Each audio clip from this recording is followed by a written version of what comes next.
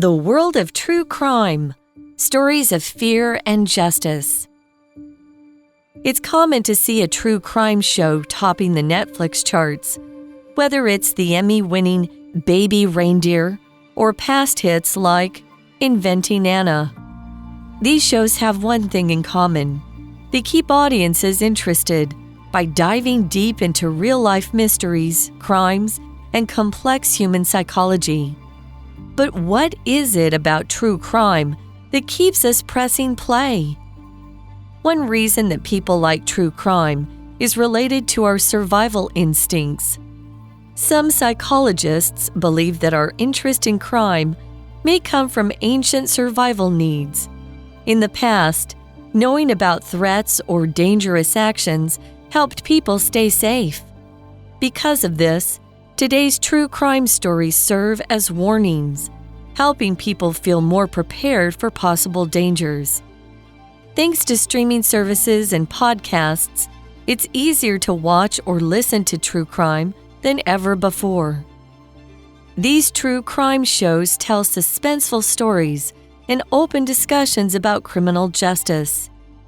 Their popularity shows how true crime can keep audiences engaged with topics such as morality and legal responsibility. In summary, true crime is likely to remain popular for a long time, keeping viewers and readers on the edge of their seats. Hello, everyone. Welcome to English for You. I'm Mike. And I'm Laura. It is day 3 of our look at true crime podcasts and shows. Very, very entertaining, slightly scary, and also educational. These things have been around for a long time. Well, not the podcasts and the TV shows. Those are mostly fairly new.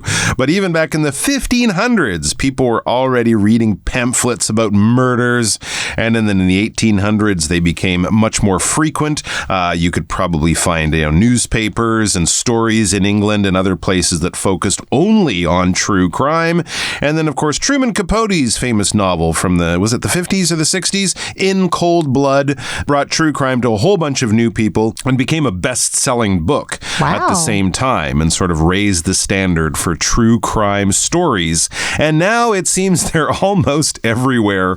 Not only are they on our television, I mean, I have a crime and investigation channel here. Wow. Along with History Channel, and it's only true crime. I think that's the whole thing. Netflix has many popular shows, which we'll look at in a moment. And I bet you if you looked at the top 10 podcasts in any part of the world, a couple of them, at least 2 or 3, would probably be true crime focused. So yes, it is a good time to be a true crime fan.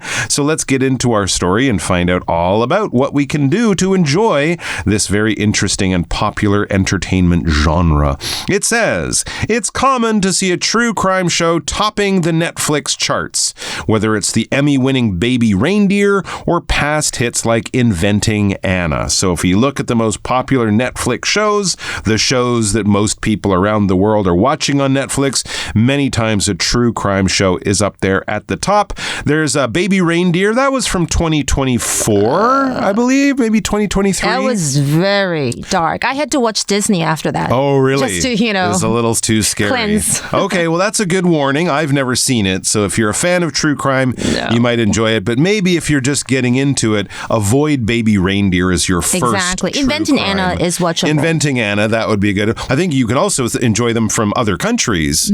So they have true crime in English, but then I'm sure you can find shows from other parts of the world as well. 这里提到的 hit 就是其实像日文也有这个字 hit 就是很夯或是卖作片或是很受欢迎的任何的人事物也可以用 hit 这个名词哦。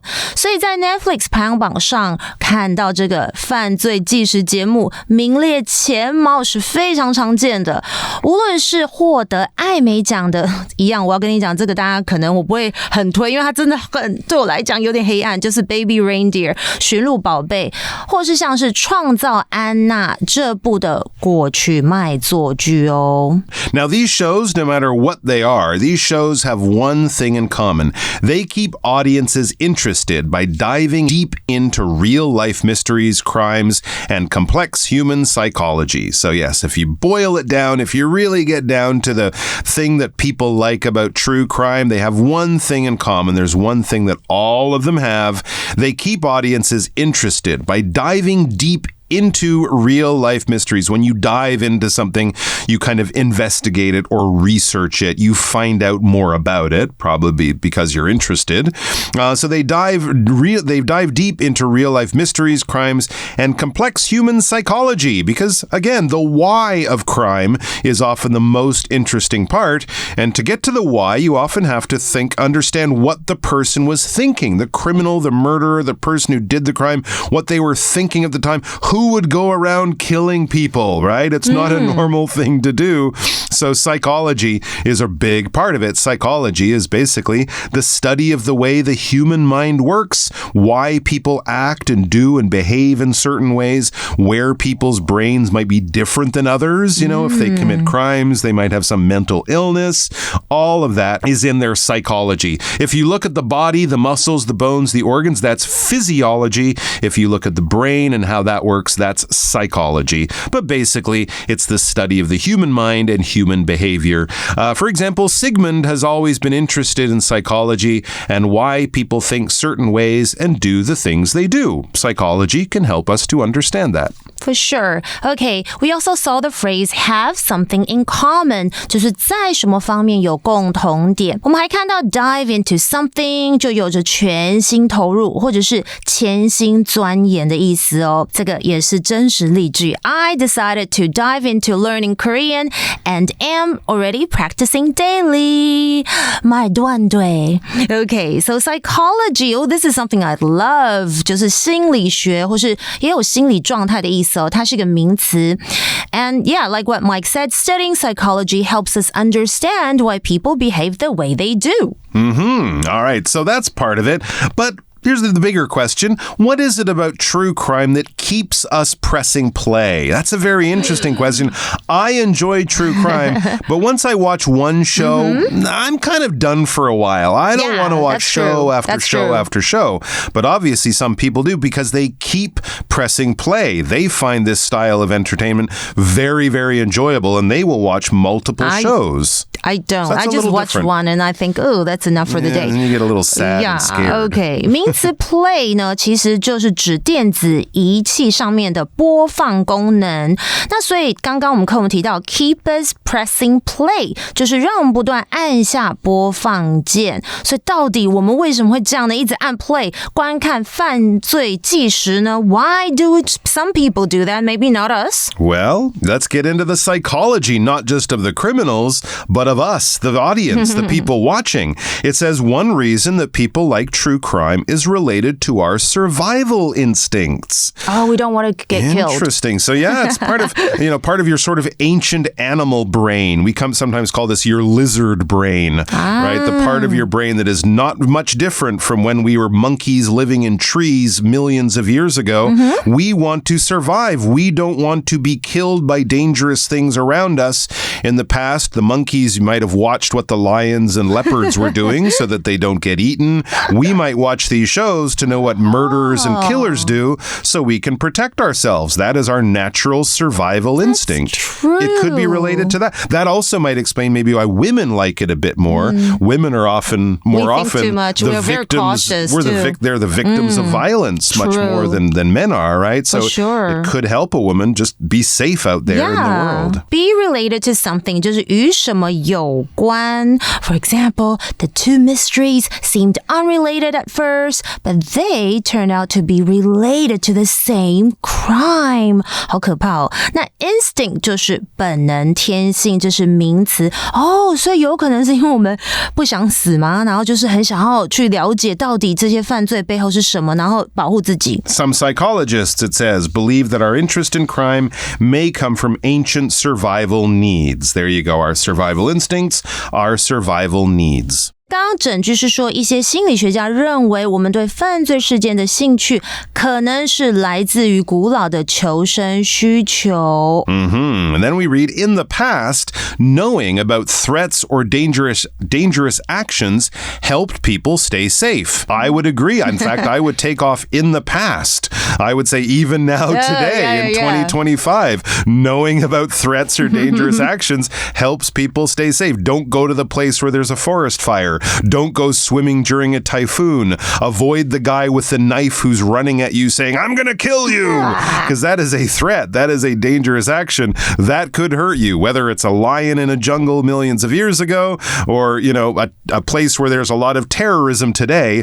Don't go there. A threat is a potential danger. If I'm warning you about something, if there's a red sign that says, danger, do not go here, do not do that, that is a warning about a threat. It doesn't mean it will hurt you, it will kill you, but it could, so we're telling you about it. For example, the pilot landed the broken plane because flying with only one engine is a threat to everyone's safety. Threat 是什么呢？就是威胁、危害的意思，这是一个名词哦。For example, the little puppy tried to look tough, but it wasn't much of a threat to the big cat. Back to the story, it says, because of this, today's true crime stories serve as warnings, helping people feel more prepared for possible dangers. Yeah, if you know how people become victims of crime, they did something silly like walking through a park in the middle of the night in a dangerous part of town, you might go, I'm not going to walk through a park in the middle of the night in a dangerous part of town. This will be a warning to you to learn how to avoid danger. Someone did this, they got in trouble. I'm not going to do that, so hopefully that trouble won't affect me. It serves as a warning, and a warning is kind of like that red sign I told you, don't go here, don't do this, don't touch that. A threat is the possible danger. A warning is me telling you about the possible danger. I can either tell you with my words, right? Look out! Or something like that. Or we can put up signs, we can give people notices, pass the information on so that they know about the danger by giving them a warning of some kind. Did you see the warnings about tomorrow's typhoon? Apparently, it's going to be very powerful and dangerous. So they would be saying things like, after midnight, don't leave your home. You could get hit by flying stuff. OK， 所以刚刚回到课文的句子，我们有看到 Today's true crime stories serve as warnings. Serve 动词呢，在这里是有着用作、作为，常常我们会用 serve as something 表示用作或是作为什么什么。而 warning 当然就是警告的意思啦，它是一个名词。For example, the teacher gave him a warning not to play with his phone during class again. I certainly look for warnings and also some cult, documentaries. Those are kind of scary. So I'm always oh no, I hope I won't run into those people. Yeah, warning about joining weird cults. Yeah. That could be a good warning for people. Back to the article, it says, thanks to streaming services and podcasts, it's easier to watch or listen to true crime than ever before. Yeah, streaming services, here's where we think of Netflix, Apple TV, Disney Plus, things like that. And podcasts, many things that you can listen to using your smartphone or a computer. It's easier to watch or listen to true crime than ever before. You can listen to it while you're driving, while you're at the gym, while you're cooking dinner, or while you're sitting on the sofa with your computer or TV. You can have 24-hour true crime if you really want. OK, streaming service 大家都不陌生吧，就是串流服务，而且现在呢，其实我都会先下载，然后这样子就算没有网络，我还可以随时看，或是随时收听哦。Podcast 不陌生吧，就是播客。OK， 它是一个名词。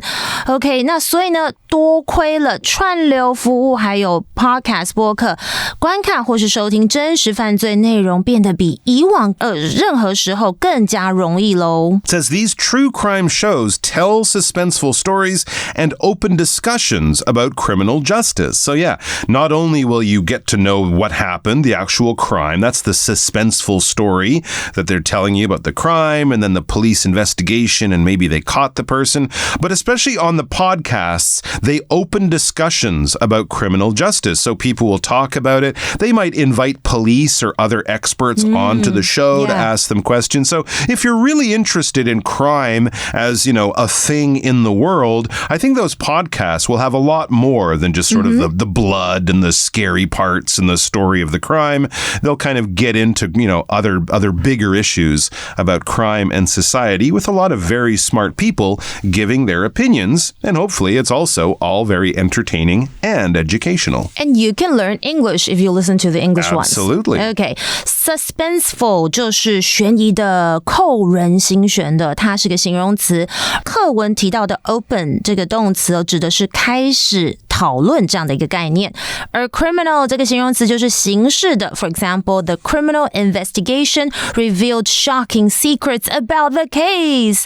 所以整句呢，刚刚课文是说这些犯罪纪实节目讲述扣人心弦的故事，然后并且引发关于刑事司法的讨论呢，我很爱听。It says their popularity shows how true crime can keep audiences engaged with topics such as morality and legal responsibility. So they're getting you engaged with all sorts of things. But yeah, sometimes it leads to more interesting conversations about things like morality, right and wrong, good and evil, things like that. And legal responsibility, how the police and the courts work and what we as people have to do in order to follow the law and do things like that. Things that we might not know about because most of us have never been victims of crime like this, but we can learn about it through other experiences. So this engages people in a lot of different ways. To engage is basically to kind of be interested in something, to be joining in something, to be part of something.